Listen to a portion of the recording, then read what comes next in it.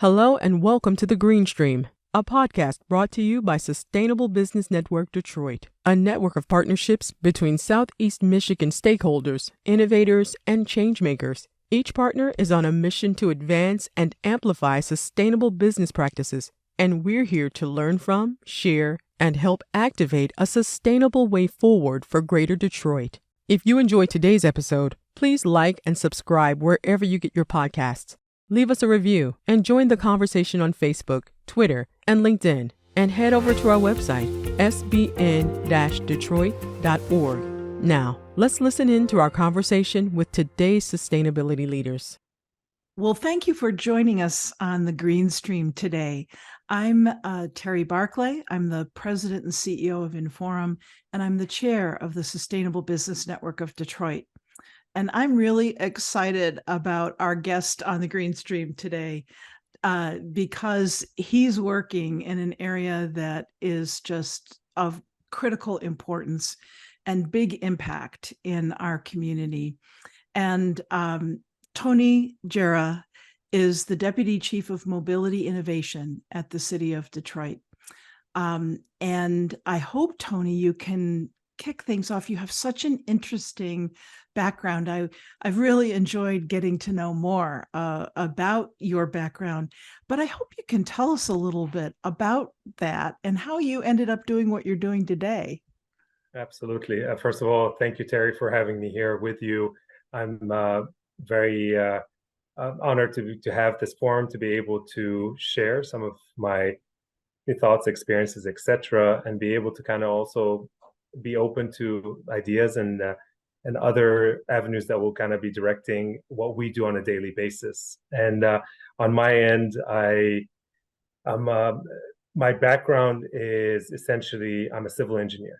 They don't have a mobility specific degree that you graduate with, but I'm what I would call a civil engineer with a little bit of a flair for thinking outside of the box and being kind of involved in things that typical civil engineers don't, and which kind of was the perfect segue into what I do on a daily basis in terms of mobility innovation, because you need to have the technical background of what brings it in, what you bring into the space of mobility, which could mean anything from moving people and goods, even data itself could be mobility. And then thinking about all the fundamentals, engineering fundamentals, the thought about planning, etc., and then applying the innovation part. And innovation doesn't necessarily always mean that technology part, but just thinking outside of the box, trying to kind of push the envelope a little bit and seeing where it goes. But on a personal level, I'm originally 100% Lebanese. I moved to the States for my undergrad and then my master's. Cincinnati was home for the longest time, and I thoroughly enjoyed my experience there. Finishing up my my undergrad and my master's, but also rowing for the University of Cincinnati. I was going to say University of Detroit, and then my career took me all over the place. So I ended up working here locally, working internationally. It added a lot of value and a lot of perspective to what I do. I did grow up in multiple different countries as well. So all that built together kind of formed where I stand today. And eventually my wife and I ended up in Detroit, and we made it home a little less than a decade ago. And we are in love with Detroit. We feel like we've always been here. Detroit has this ability to just kind of like make you feel like you've known it forever. And I did oversee the intelligent transportation systems, the ITS system for the city of Detroit when it comes to transportation itself. And finally, about 2 years ago, this opportunity came up and I ended up transitioning. And I finally feel like I am in what I was supposed to do when I was born some odd number of decades ago. That is just fantastic. And I wonder if because you're a rower, if being on a river is a requirement, So I haven't been on water for a while, even though I still own my single, but I do have an erg on the bottom in my basement. But yes, being close to a river is almost like part of me. And when we were looking for a house, my wife and I, She makes the joke that I always went for the expensive homes that were right on a lake or river, which we never ended up with. But yes, water is part of my life. that's and tied to mobility in a whole different way, right? So it's all important.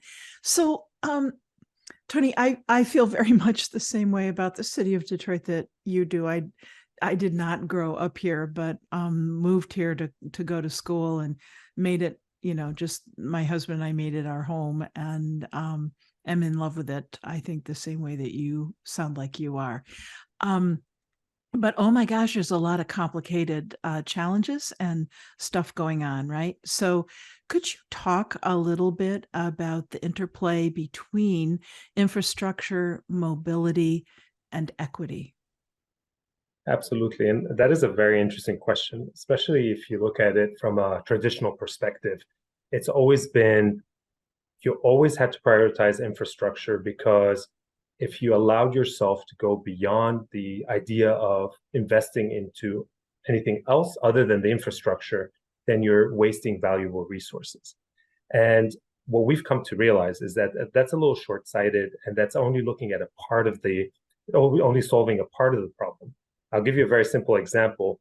If you look at the 60s, 70s, 80s, 90s, even into the early 2000s, every time you had a congestion problem, the number one solution was always add more lanes, widen the roadway, add more lanes.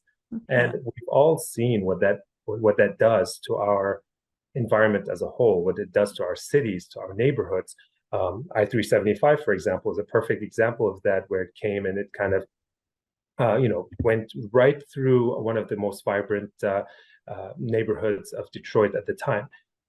What we're realizing now is that even though roads are a good backbone of our transportation network, that is not the only solution. And what we end up realizing is that once you start thinking outside of the box, we start kind of looking at it as an entire ecosystem and looking at the different mobility options. You end up finding a lot of different solutions that are a win-win situation for everyone. Many people might assume that because we have such harsh winters here in Detroit, bike lanes are not one of those high priority items. And what you realize is that even in some of the coldest days of the year, you still have cyclists out there on the road. It's a healthy, good way of keeping in shape and maintaining your health, but it's also an affordable way of moving around the city. And if we can actually think about it that way and make sure that we have a safe part of the road that can be used for that non-motorized usage, we can actually promote local businesses. We can have a whole new view of what the economy, a vibrant economy, could look like. And we have been the motor city for the longest time. It's been a century of being the motor city. And I believe with our new leadership, our mayor at the city of Detroit has done an amazing job with this one in particular, but we're trying to shift our focus from being only the motor city, which ends up being a little bit narrow-sighted, to being the mobility city. And essentially then we are still looking at cars that serve an amazing purpose, still looking at trucks that can move our goods around, etc. But we want to make sure that the non-motorized users are there. So what is the value of life, for example? We know that we have some of the highest roadway fatalities in the nation when it comes to non-motorized crashes.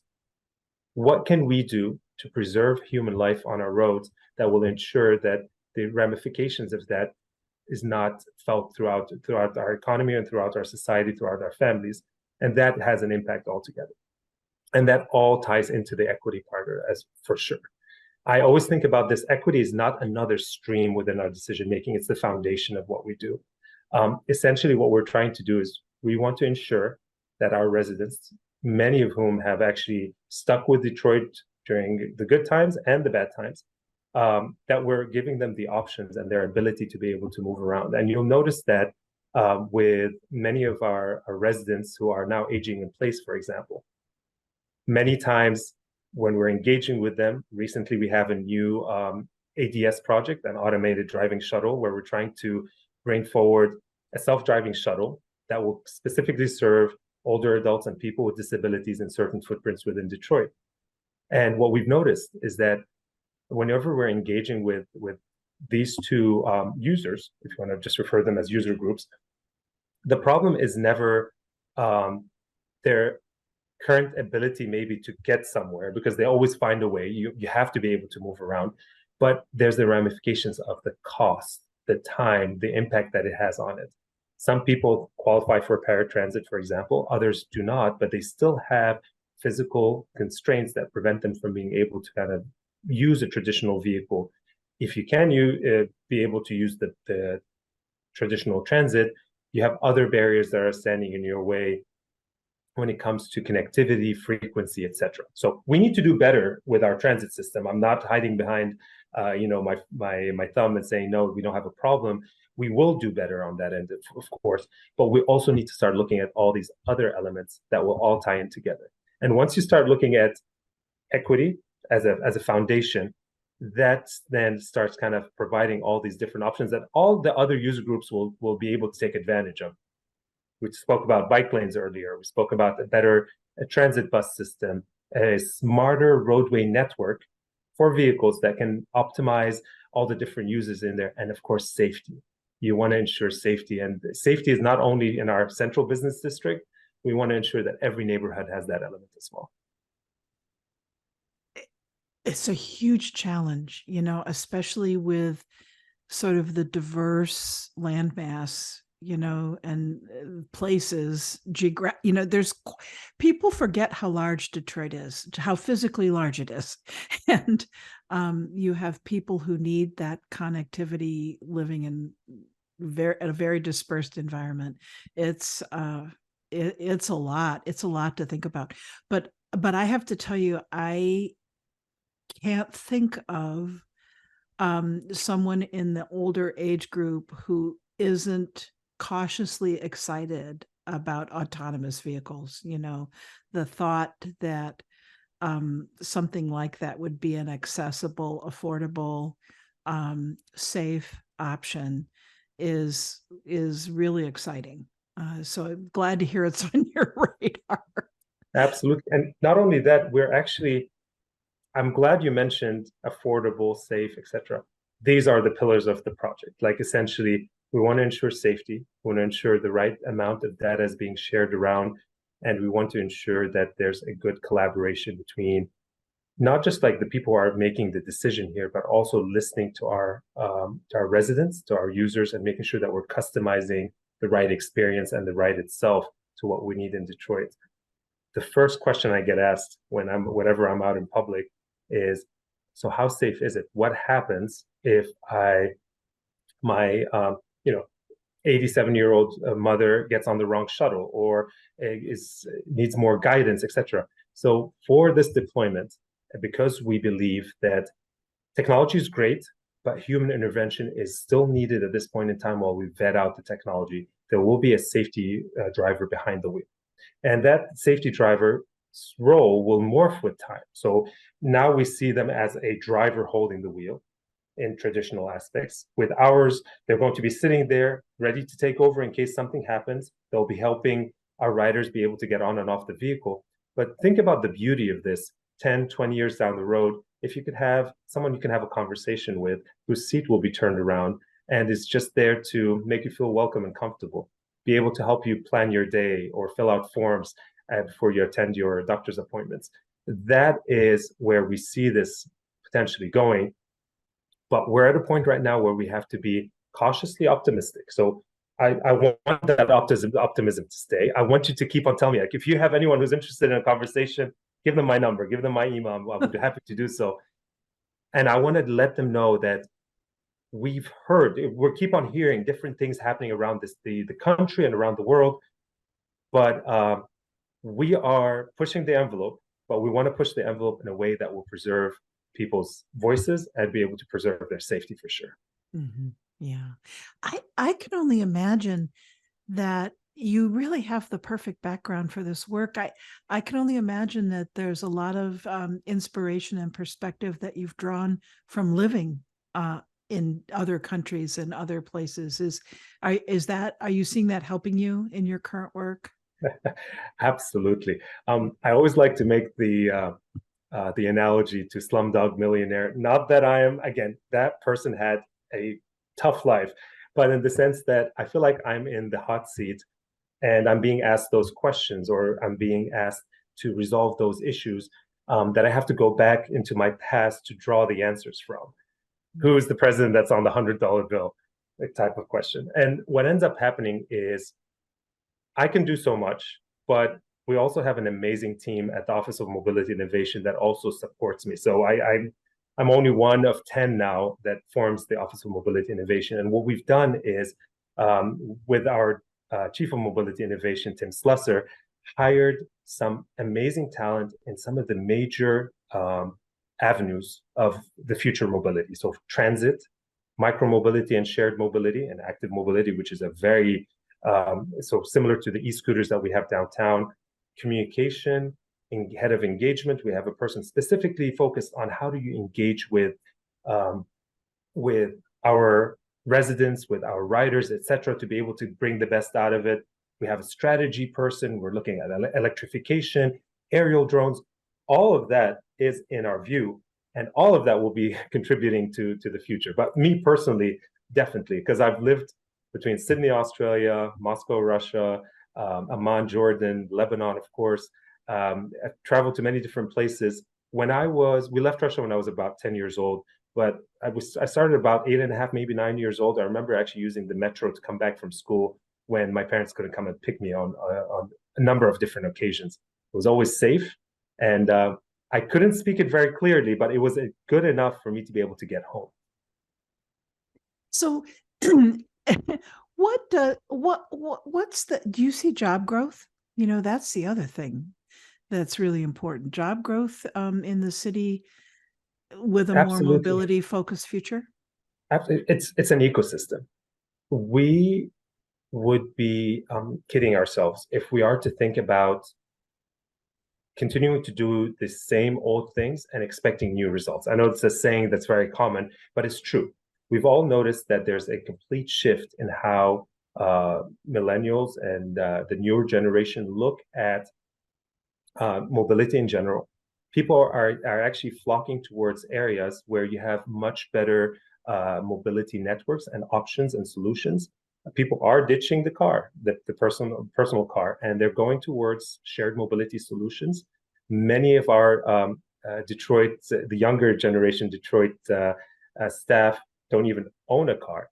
And the idea is, why would they want to go through the expense of ownership, insurance, etc.? Now, keep in mind, that's not the case for everyone, but I think having the option not to is great. But what does that do? That opens up the area for new opportunities and businesses for alternate mobility solutions, bikes, e-bikes, shared and ride-hailing services. And the money in the economy will continue to flow, but you're just kind of looking at it from a different perspective. You're introducing new species to the to the ecosystem, and it will thrive in that direction. The other element that I want to speak to is being ready for the next stage of mobility. We all know there was a phase in time where our downtowns here in the United States was filled with horse and buggies, and people were traveling with horses, and you'd have like a little bit of a water thing where the horse can drink, and stables, etc., in our major cities here in Detroit, New York, etc. And when the vehicle came in, everyone started talking about different things. How are we going to update the infrastructure? Is it safe? What's happening to our society? What happens to the horse? Remember, the horse eventually becomes part of your life. I remember my grandfather had a mule that helped him move things around, and he spoke of the mule as if almost it was a person, because it was part of his productive ability to be able to, finish up the work that he needed to do, carry the large elements around, etc. If we think about that from a modern perspective now, with electrification, self-driving technology, flying drones, being able to use those, for example, to go across to Canada and back, cross the border without having to physically go through all that. Imagine the airspace and what could be done in that direction. We're opening up a ton of opportunities right there. So it's no longer about, oh no, we're so closed-minded about the one mobility option that we can do. It's about how do we actually make that work out. Adding to that, sorry, I'm just going to add one last thought, is the idea of making sure that we have new innovation in the mix. So what that means is essentially bringing in the startups, bringing in all these different companies that are coming to add value to this, because that's going to be the foundation of whatever technology comes out in the future. So you need data scientists, you need people that can build dashboards and make sure that the back end of these different apps are working together. We cannot expect for Detroit to wake up 20 years down the road and be like, yes, we're going to be ahead of everyone else then. We have to start today. We had to start 5 years ago. So the mayor had that vision, created our office 5 and 6 years ago for us to be able to be competitive today. And this is where we continue our legacy and be able to provide that competitive environment for our residents and for our region. Remember, Detroit is the heart of Michigan. That's what I always say. When Detroit thrives, Michigan thrives, and vice versa. And we want to make sure that that actually works both ways, and also for the nation. It's all connected together. So, Tony, I don't know if this is even a fair question, but you've been talking about, but I'm going to ask it anyway. You've been talking about all these different elements or potential components of sort of a broader mobility ecosystem in Detroit. Can you help us as, people who are potential users of that system understand, what the vision for the future is? Are there phases in how this might roll out? Are there, and I know it probably part of your answer is going to be, we don't know yet because it's evolving. The technologies are evolving so very quickly. So you can't say in 5 years, you're going to see this because this might be different in 5 years. But is there kind of an overall picture you can paint for us of how these different things might fit together? Absolutely. Absolutely. And we have to keep in mind that you're right. There needs to be a flexible approach to how we think about this. Some very smart people multiple decades ago have done some amazing job. We've all watched the Jetsons and, a vision of what the future could be or should be with flying, automated shuttles of some sort. And we've all watched Kirby, the vehicle. We've watched Knight Rider and all these different things. And they kind of form, whether we like it or not, they form how we think of the future in terms of mobility and moving around. But sometimes I like to kind of encourage people to maybe think more globally and see maybe somewhere like Europe, China, Australia, and see what has worked for them in things that we may not have done, or maybe back in the day. For example, rail used to be amazing in the United States. And can we actually maximize on that, ensuring that, again, the economic vitality and sustainability of a city or a region or a country in general? So my answer to you is two-pronged. I think before we start thinking futuristic whatnot, we need to start doing better with the things that we have in hand and things that have been proven to work. So we all know that a reliable, frequent, and accessible, whether accessible through the bus stop or accessible because of ADA accessibility, transit and transportation system is the backbone of a healthy economy and society that allows you to get to your job, to your work. It's usually a more reasonable price to be able to move around. It reduces congestion. It reduces impact on the environment and the emissions. So it seems like it's a win-win-win situation.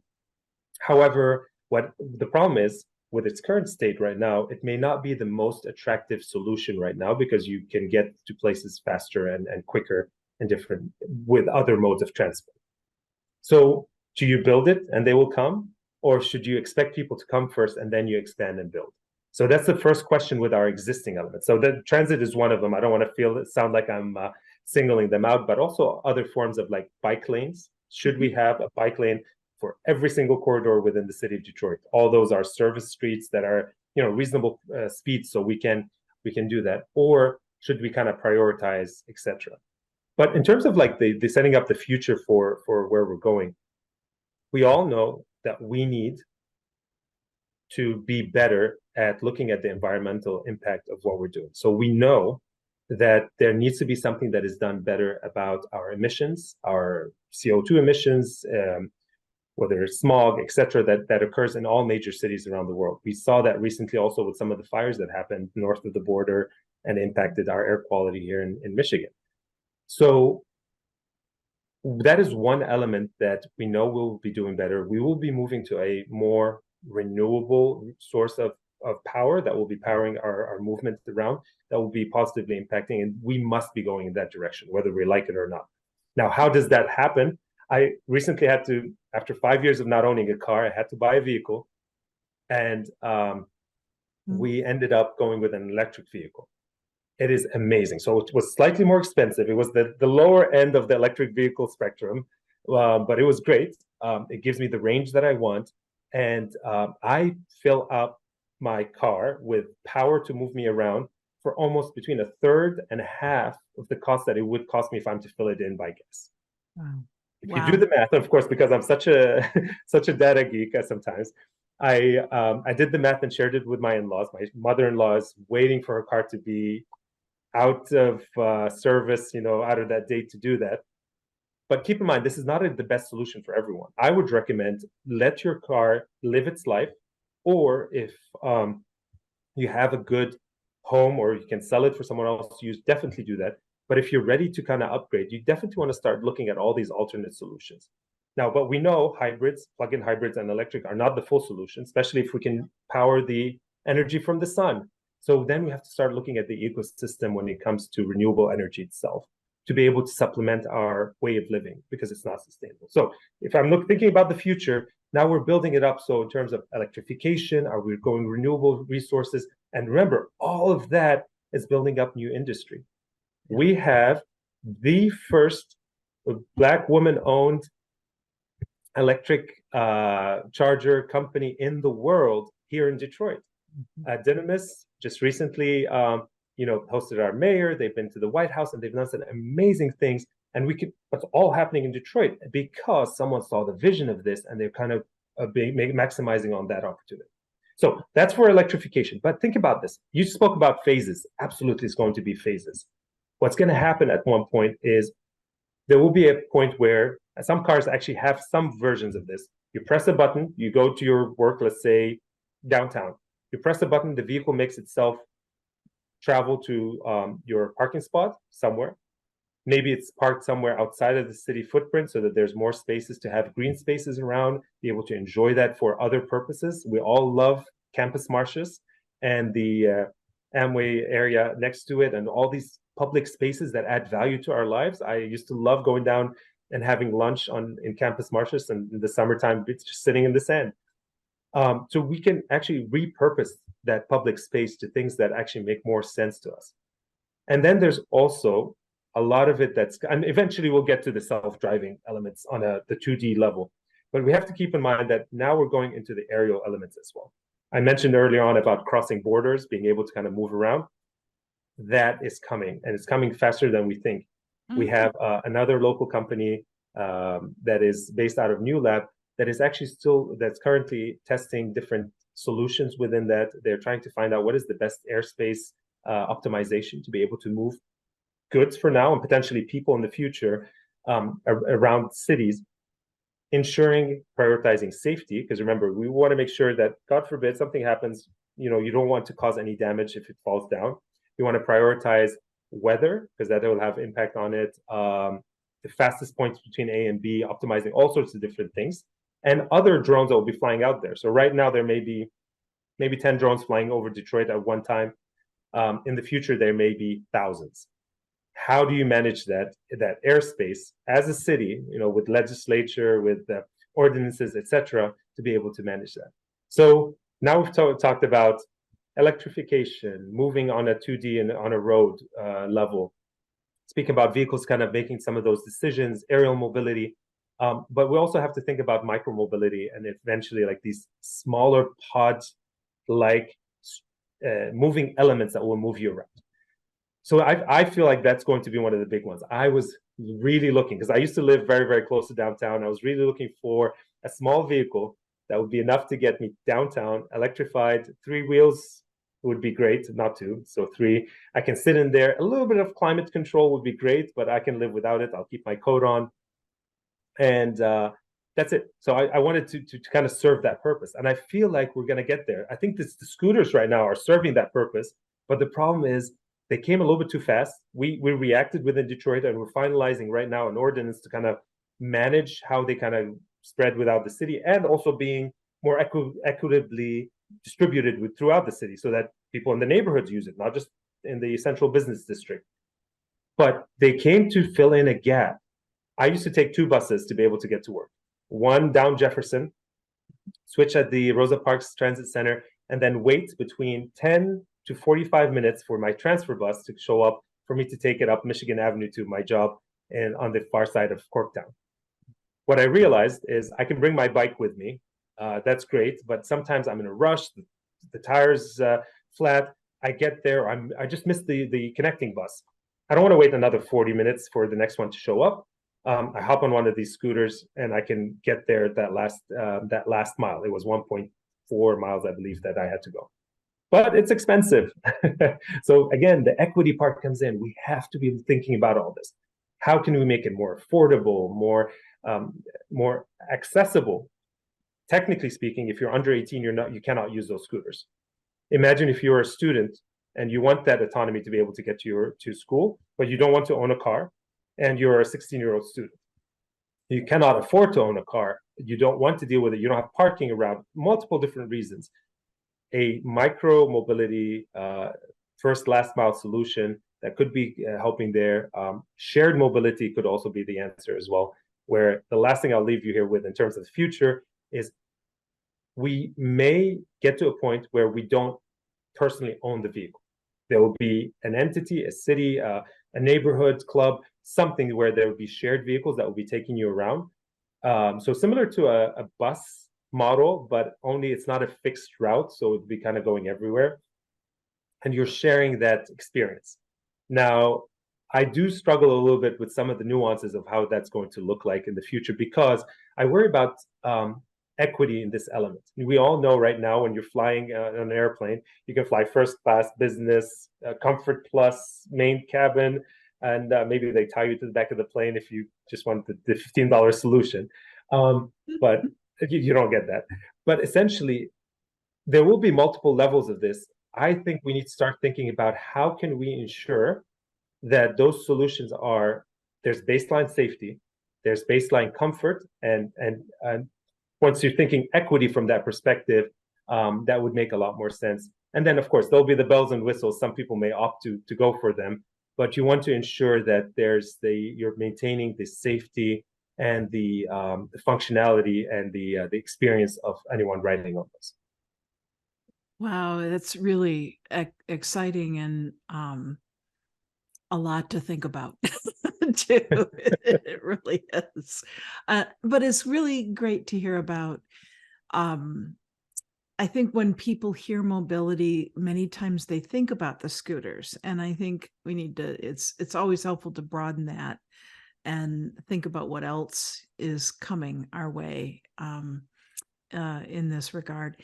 Yeah, Tony, is there anything else that we should know or that you'd like to share about the role that the city plays in the different mobility projects that are establishing themselves around the city? You briefly mentioned New Lab and all the stuff that's going on in Corktown. Is there anything you can say about the city's role?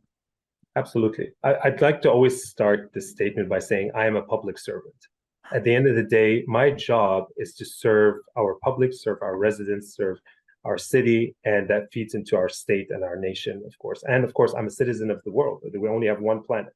So in my role, in our role as OMI, and as a city in general, we've seen we take the responsibility of what we do very seriously. And we want to ensure that not only are we good today, but in the future, not just from a sustainability perspective, like environmental sustainability, but also from an economic sustainability perspective, making sure that our next generation is properly trained and ready for what's coming your way. So you may have all this technology, but just like I mentioned earlier on with Dynamis and with the charging, if you have the capacity to build the knowledge, the local knowledge, then you become self-sufficient.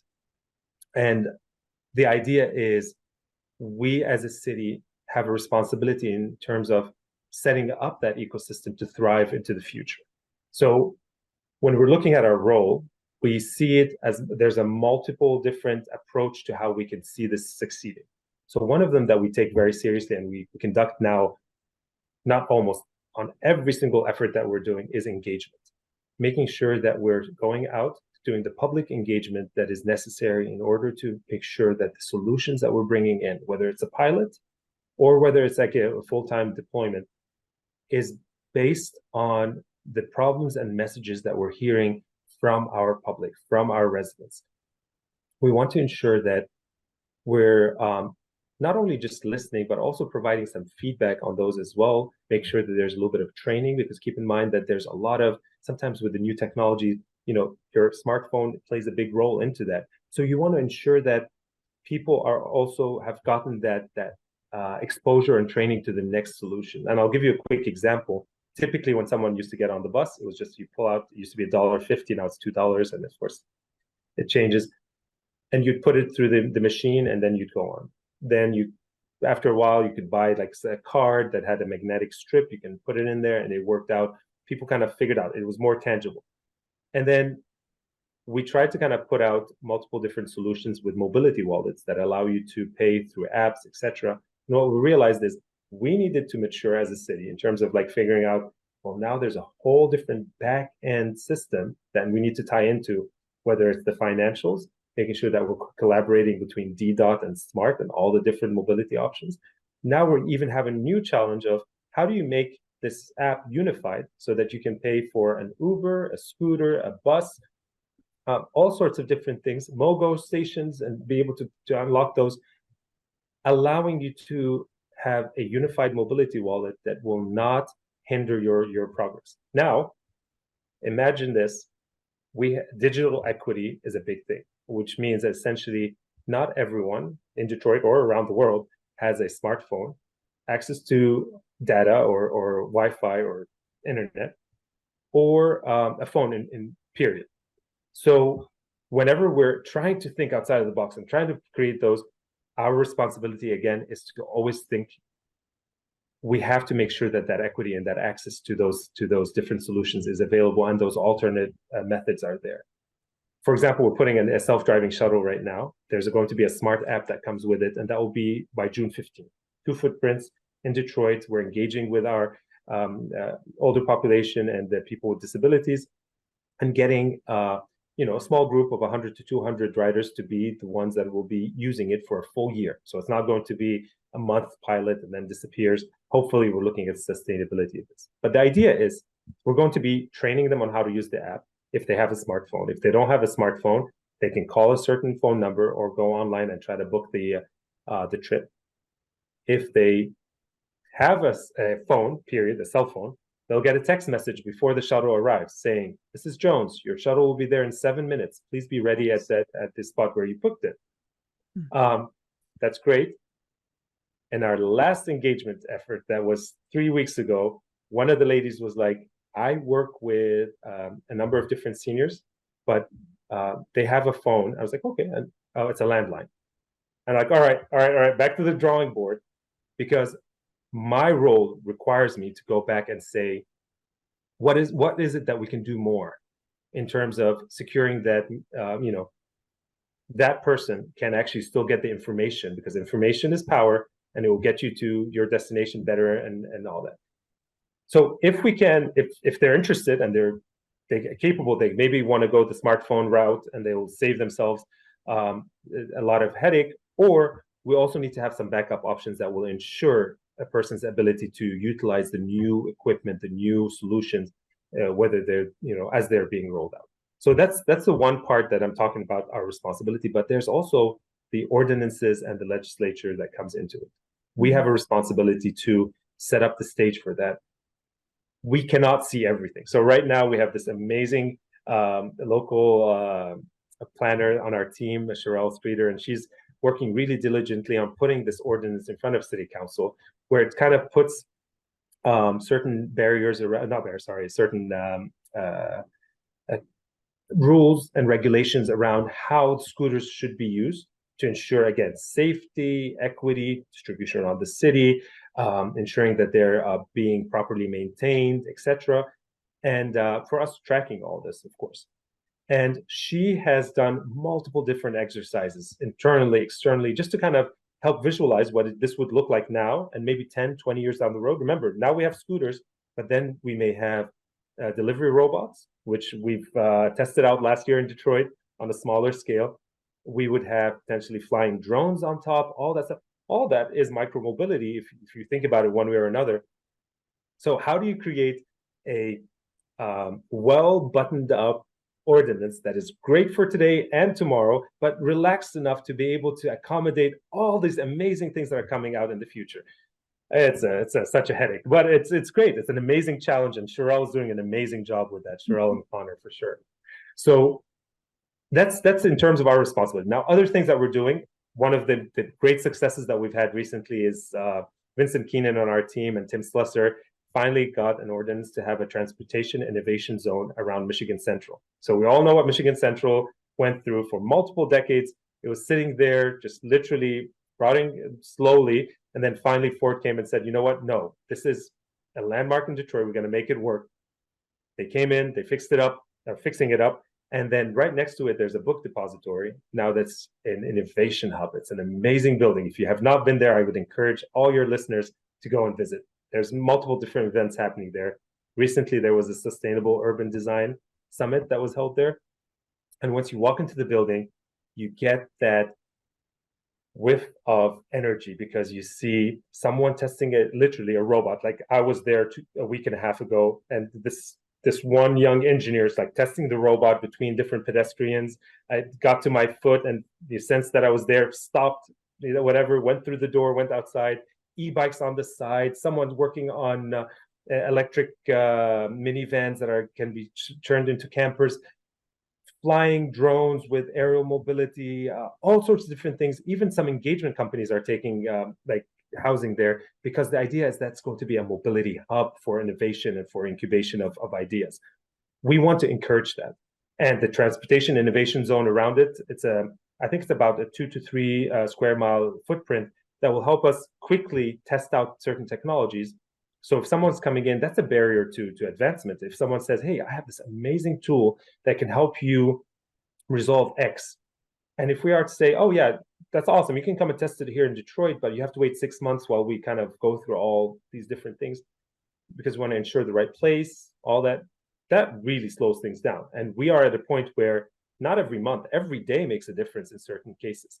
So what we've done is we've created like an expedited permitting process that would allow us to quickly review those applications, quickly be able to vet them through, get them in there on a short-term 6-month basis if they may be able to expand it a little bit further, with us using our credibility as OMI to say we're going to vet those out to the best of our knowledge. We're going to communicate with all the different stakeholders, but we're going to be doing it quickly so that Detroit is an attractive place for you to come and test out your technology and hopefully build up your business and hire our local technicians, engineers, planners, executive assistants on every single level. Then as well, we're going to be, once you start scaling up, you want to build a little assembly factory somewhere around here where we got the footprint. Remember, Detroit was built for 2+ million people. We have about 750, 800,000 people right now. We have the land for you to be able to expand. You're right there strategically across from Canada, so you're expanding also internationally. We have the busiest border crossing in the United States with Canada, the commercial crossing. Add to that our reputation around the world. You want to be in Detroit. Now all of a sudden, wow, the whole view is worked out. And my role, I would say, just is modestly just standing in there and serving the public, starting with hearing what is needed, making sure that we're setting up that ecosystem, and just kind of seeing how can I make this better, using, again, my Slumdog Millionaire analogy, whatever I've picked up from back in the day to be able to kind of bring it to the forefront. That's great. You know, it's so wonderful to hear the city's commitment to the people who live there and making sure that they're engaged and involved in all of these planning conversations. And then also just the commitment to removing any barriers to pave the way for things to move smoothly and quickly, because you're absolutely right that adaptability and flexibility are going to be really important in this space as we move forward. So just one last question, Tony, and you've been kind of talking about this all along, but is there one thing that gets you the most excited when you're thinking about mobility, City Detroit? If I had to narrow it down to one thing, of course, there's a couple of dozen things that on a daily basis, but I always think about the human aspect of what we're doing and why we're doing this. Now, remember, everything's very exciting. I have goosebumps just right now from thinking about some of the things that we went through, and then a few ideas came into my mind as well that I need to jot down as soon as we're done. But if we just take a quick break and think about why are we doing all this? We're doing all this because we want to ensure, at least in my opinion, different people will look at it differently, but essentially we want to ensure that we are sustainably able to live and thrive in the future. And what that means could vary. So sustainably, environmental sustainability, economic sustainability, looking at our ability to be competitive on a global market, local market, ensuring that we have employment and the proper training locally. There's that motivation and that to continue to kind of be on the cutting edge of what's happening, because we want to ensure that the human element is there and we're satisfying the needs of our residents. And that need also comes in the form of safety. So again, if I had to narrow it down, sustainability is definitely great, but we have to ensure that our environment is safe. Again, safe whether it's air quality, etc., but also in terms of roadway deaths and potentially incidents, serious injury incidents that we experience on our roads. And mobility plays a big role into this. And mobility innovation does as well. Recently, we won a $24.8 million grant from the federal government to help improve roadway safety. And that will have innovation in there, but innovation is not only technology. Actually, technology is one of the smaller packages on there. We wanted to go to some of the basics, something like a bump out on a wide, 6, 7, or 8 lane wide road could reduce your crossing distance by 20 to 25, 30 feet, which could mean a big difference. If you're, again, the engineer in me is going, if you're moving at 3.5 feet per second, you multiply that by 7, that's where you get to 21. So you're saving yourself about 7 seconds of that crossing distance. That could mean the difference between you potentially being able to cross safely or that being the next unfortunate location for a crash. We went very data driven with that, and in terms of selecting where we want to deploy them, and we're going to be going after phase 2 as well with more expansion of what we're doing. But we have to think about the safety of our roads, the safety of our infrastructure, and ensuring that everyone can actually use it. And when we're talking about this, is also that includes micromobility, shared mobility, vehicles, self-driving vehicles, drones. Earlier, when I was mentioning drones, I spoke about, of course, there's always the potential of something happens and that thing falls down. How can we ensure that that's safe? So as long as we're thinking safety, I think we'll be in a good direction. Well, Tony, thank you so much for taking the time to join us today. And thank you for bringing your expertise, your life experience, your values and your commitment and passion to this work in the city. And thank you to the whole team for the wonderful successes that you're creating for the residents and the businesses in our community. I just want to put a quick shout out to the team, to my fellow City of Detroit employees that work very diligently on ensuring that our infrastructure is safe and well executed and everything is running properly. All our partners out there, Michigan Department of Transportation, SEMCOG, and a slew of others, but also the private industry. We cannot do this by ourselves. There needs to be some private-public partnerships that will forge our pilots into a more concrete future. And last but not least, I do want to thank my family. So I do want to throw that in there. My amazing wife, Viva, and our 3 kids, soon to be 4. I cannot do what I'm doing here, and I wouldn't be here if it weren't for them. So I just have to kind of mention that at the end. Well said, Tony, and thank you again. And thank you to everyone who joined us today. Thank you for tuning in to the Sustainable Business Network Detroit, the Green Stream podcast. Remember to like, subscribe, and leave a review wherever you listen to podcasts. Make sure to follow us on sbn-detroit.org and stay tuned for more conversations on sustainability from inside and around the city.